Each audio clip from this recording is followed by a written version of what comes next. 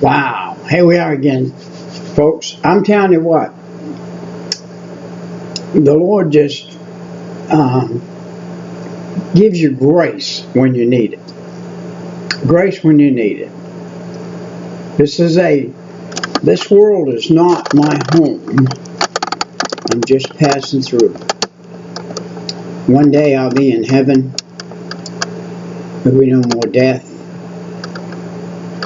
There'll be no more separation from loved ones.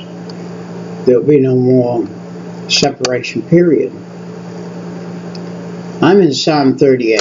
Psalm 38 is a psalm that King David, and one of the biggest trials of his life, was here.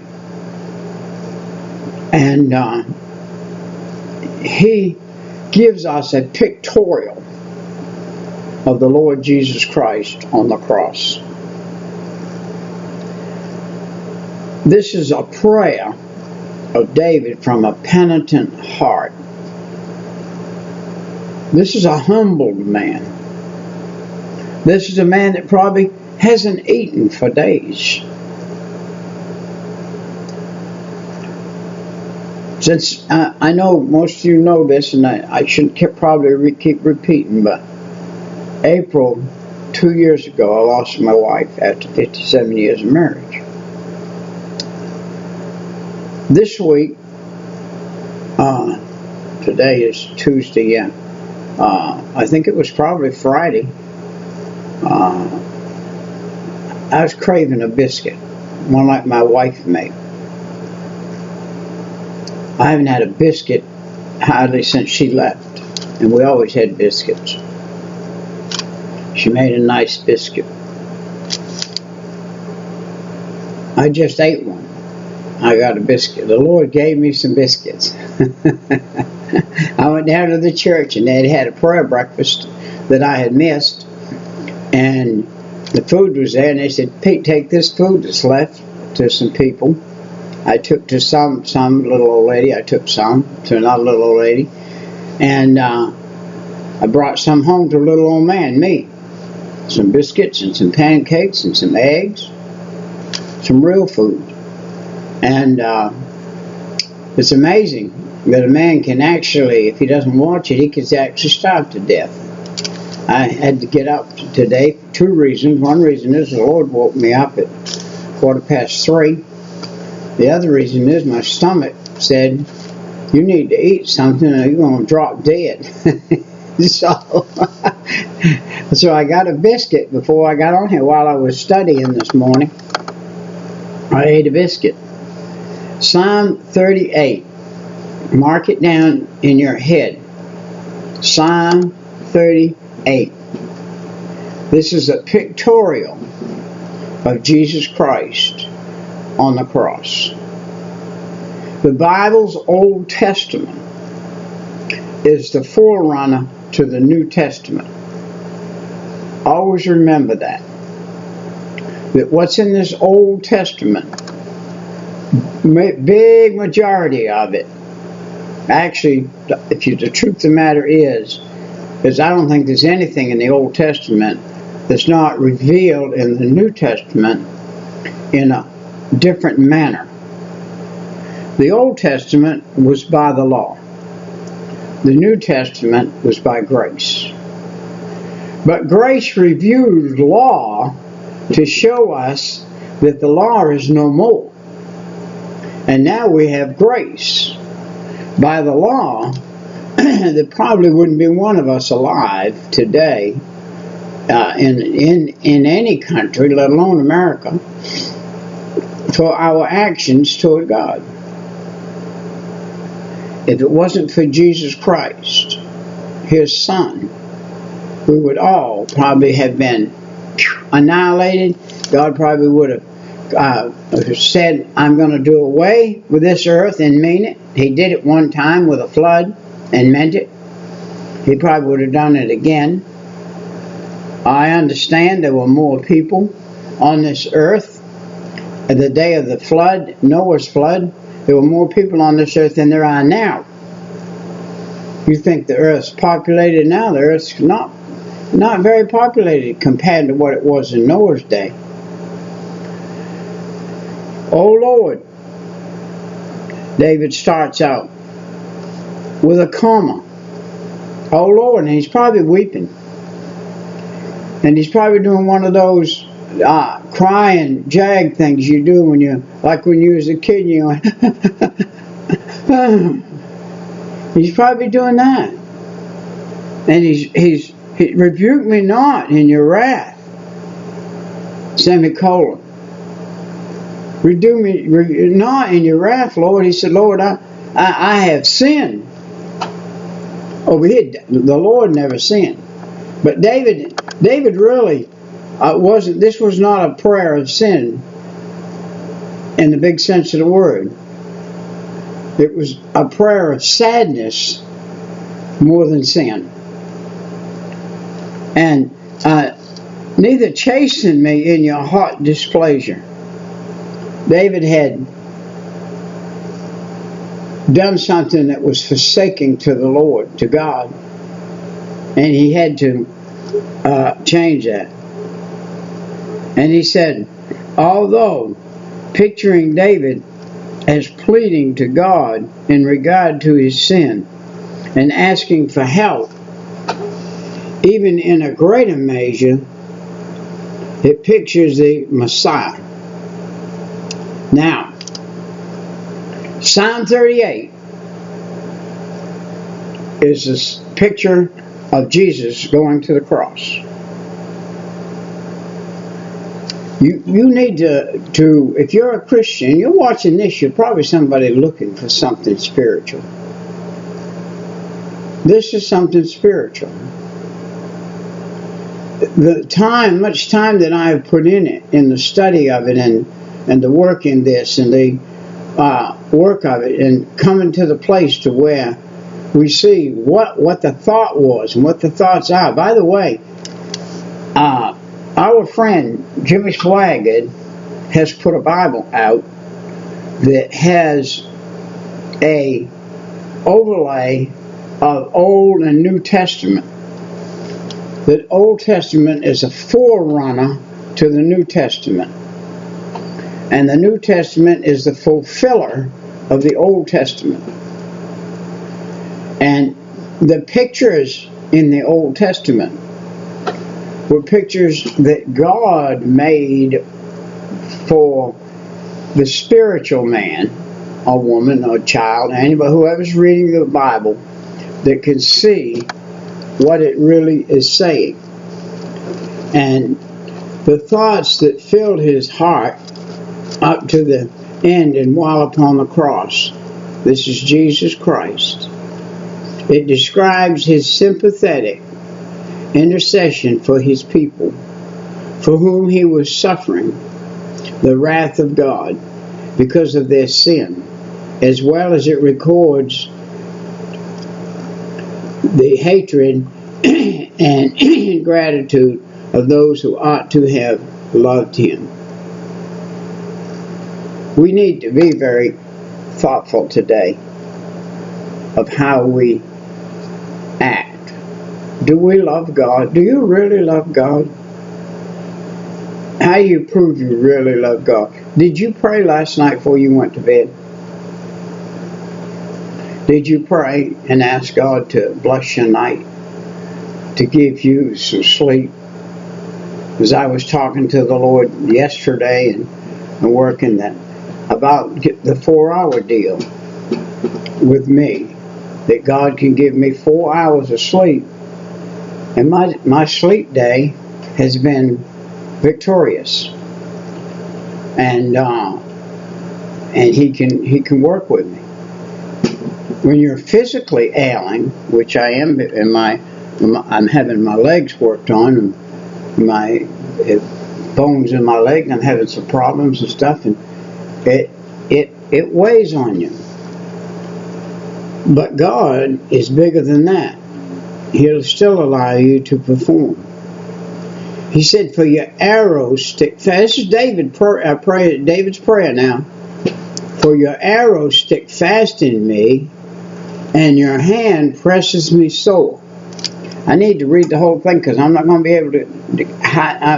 It would take 4 excerpts, each one an hour long, to get through the 22 verses here. There is no sadness in my flesh because of your anger, neither is there any rest in my bones because of my sin. Verse 4, for my iniquities are gone over my head as an heavy burden, they are too heavy for me. 5, who wounds my wounds stink and are corrupt because of my foolishness. Verse 6, I am troubled, I am bowed down greatly, I go mourning all the day long. 7, for my loins are filled with loathsome disease, and there is no soundness in my flesh. Verse 8, I am feeble and more broken. I have roared my reason of the disquietness of my heart. 9, Lord, all my desire is before you, and my groaning is not hid from you. Jesus said a prayer on the cross, and he mimics many of the words in Psalm 38. My heart pants, my strength fails me, as for the light of mine eyes is gone from me. Wow. The light of his eyes, you remember, was the Heavenly Father. The Lord pulled the blinds on this horrible scene and refused to look at it, his only Son, because he was bearing the sin of the whole world. People couldn't see it. If we were there, we wouldn't have seen it. The 3 hours of darkness showed it. But during that 3 hours of darkness, you couldn't see it. The all, A-L-L, of the sin from the day Adam was created to the day Jesus hung on a cross was being taken on him in darkness. All of the sin from the cross to the end of the world was being taken on him. And it took 3 hours. Can you imagine 3 hours of what you and I couldn't see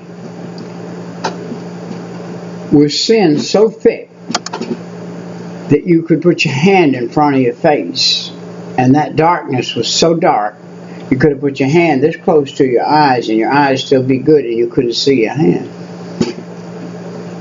It was a darkness you absolutely could not see in. There was not one drop, not one fraction of light. God is light. Jesus is light.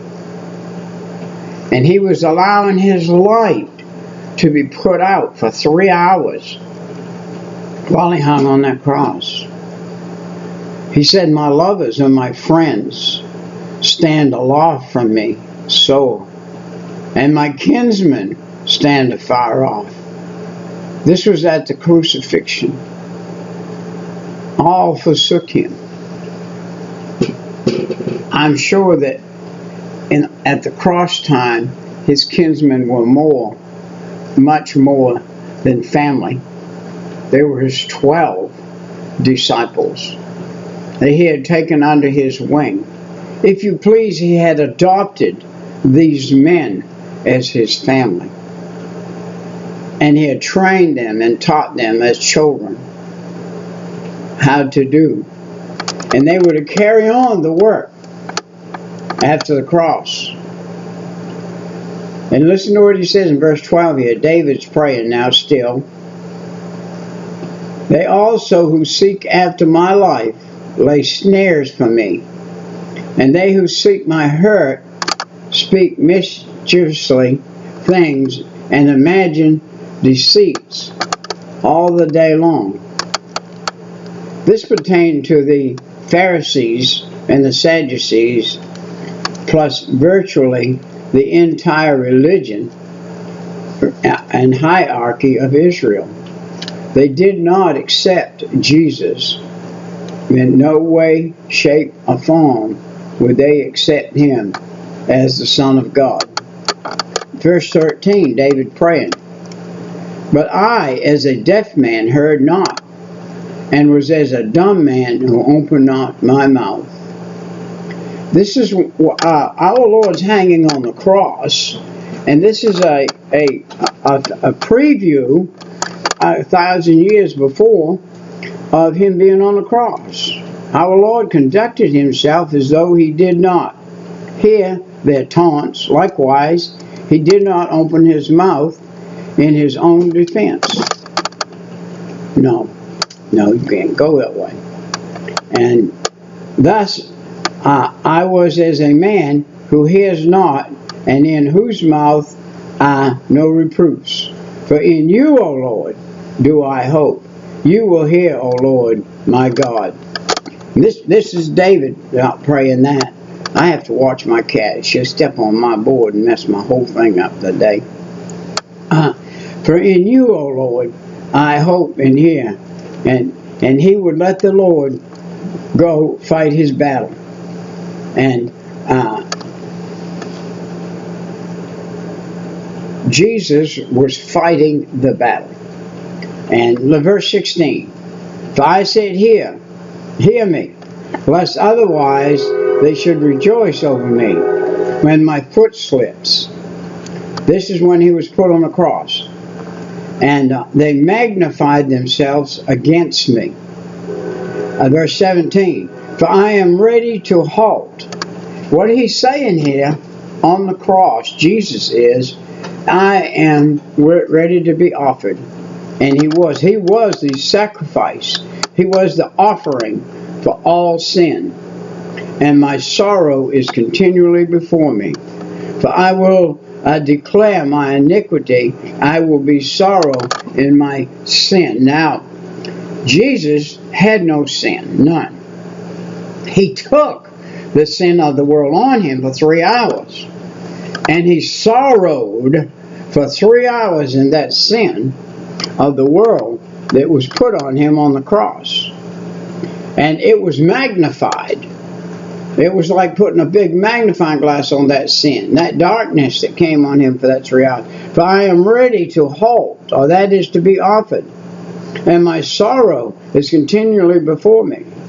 For I will declare my iniquity. I will be sorrow for my sin." Now, that's David saying that, but here's Jesus on the cross. These were the words of David. Possibly he was speaking of the terrible sin with Bathsheba. Jesus never sinned, but he took sin for 3 hours on him. Now, they also who render evil for good, and my adversaries, because I follow the things that is good. See, anyone who opposes Christ, or those who truly follow Christ, oppose the good. We need to always have the Lord before us. Always be thankful for him. "Forsake me not, O Lord, O my God. Be not far from me." That's David saying that. "Make haste to help me, O Lord, my God, in salvation." And thus the Father did in raising Christ from the dead. What he went through, what he took on himself for you and I, that we could have redemption. What he took on himself. And he was raised on the third. Well, we say he was raised on the third day. He said on the third day he would show himself. It wasn't so much that he was raised on the third day as it was he raised up the second they rolled that stone. They laid that body. Matter of fact, the second that he said it is finished, the veil was rent. What was that veil rent for? That veil was rent to show you and I to prove to us who believe in him that he did what he said he was going to. He went to the height of the earth. And he went down through that veil, and he finished all of righteousness that he came to finish on the earth. He finished it. And it was done. He said, "It is finished." And he gave up the ghost. It is finished. And he gave up the ghost. He had taken on the sin of the world after the 3 hours of darkness. And he had been victorious over the devil. And won the victory right there. You and I can walk in that victory if we care to today. What we do is we ask him first, like I did in 1972, November 5th. Lord Jesus, I'm a sinner. That's how simple it is. He suffered the 3 hours. He suffered that last 3 hours on the cross for you and I, that we could not have that sin attributed to us. That 3 hours of darkness where he took the sin on him. So you and I would not have sin on us. If we ask him to forgive us, he'll forgive us. He paid the penalty for us. A man that was not guilty took the accusation of all sin on him, that you and I could stand sinless before God. So our time is about come and gone, and we'll see you next time. But if you read this Psalm 38 and then get yourself a good expository Bible and read all of the little notes on the side that refer to the New Testament places, where in the New Testament places where this psalm that David wrote is overlaid into the New Testament. I have many. This one right here is one of my good ones. This one right here is one that breaks this all down for me, and those three, and then this one right here has an excerpt in it, some good excerpts in it, and they're different. And this right here is my dake. And I studied this today. Why I'm on so late is I've been studying. And then I've been studying this one that I'm actually reading out of right now is this one here. That's the Expositor's Edition Bible that Brother Jimmy put out. And I'm reading out of that. And then I have Exploring the Psalms right here. And but this dake right here, all the side notes in this dake, the side notes probably Brother Jimmy had access to and used some when he was putting his work together and putting his lines in between David's lines to show us this great and precious psalm that is here. The Psalms are precious. The Psalms are rewarding. If you get in the Psalms, they're rewarding. They will reward you in your daily life. You've got to picture back in David's day. Picture it. The earth was not like today. It was not 100% populated like today. When they were out in the meadows, out in the woods, out in the valleys, out in the place, sometimes there was nobody but them. One person out there in the wide open air. This 12 days, 12 hours of daylight, roughly, 12 hours of darkness. They were carrying nothing but a bedroll on their side, perhaps, and a little sack with maybe a little dried meat in it, and that's it. And all of a sudden, we realize, well, we have walked 11 hours, and hey, it's too dark now to walk any further. We need to bed down. So they try to find a cleft in a rock, a big rock or something with a cleft under it. that they could crawl in. And they take their staff and they stir underneath it, make sure there's no snakes or scorpions or anything, and they scrape a little under it and everything, and then they crawl and lay their little one blanket bedroll. That's it. They've already got their sheet clothes on and their headdress, and they get in there and they get under that bedroll, and the breath of their body breathing under there keeps them warm enough through the night. And the nights, by the way, in that part of the country, I get down to almost freezing cold on the hottest day there is. It gets cold. The temperature difference is many, many degrees. And you about freeze to death at night over there. And so, this was not an easy place to live. When David's talking here, he wrote this when he wrote this psalm right here. He's repenting to God. He's probably in sackcloth and ashes.